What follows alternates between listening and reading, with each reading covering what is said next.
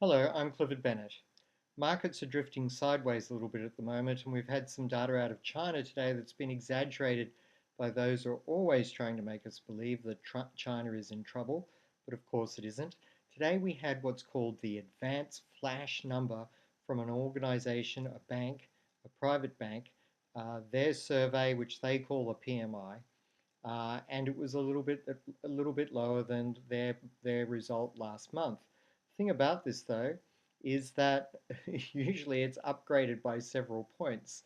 So while the HSBC flash PMI today might have been below 50, I have no doubt at all that that number will be upgraded to about 51, perhaps that high, um, on the final reading, which will come out probably just after the official PMI data. You've got to remember the difference between the HSBC PMI number and the official PMI number is quite large. The HSBC number is calculated on a survey of about 375 small exporting manufacturers. The official data is based and calculated on a survey of around 4,000 of the largest manufacturers across the country, catering for all of China and not just the export sector.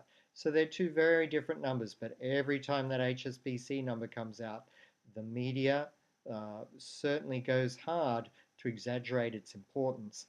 And I think this has to do with the fact that the HSBC PMI number is nearly always several points below the official data. It's not a good read on the Chinese economy at all. It's barely a good read on the export sector itself.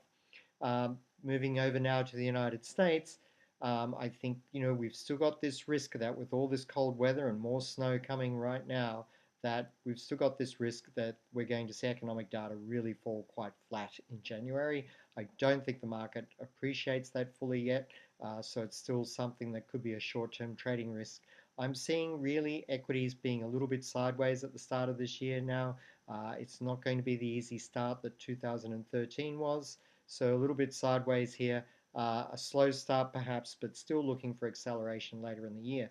But just in the short term, the market's probably going to be a little bit surprised just how quickly the economic data falls off a snow cliff here. So we just have to be a little bit cautious.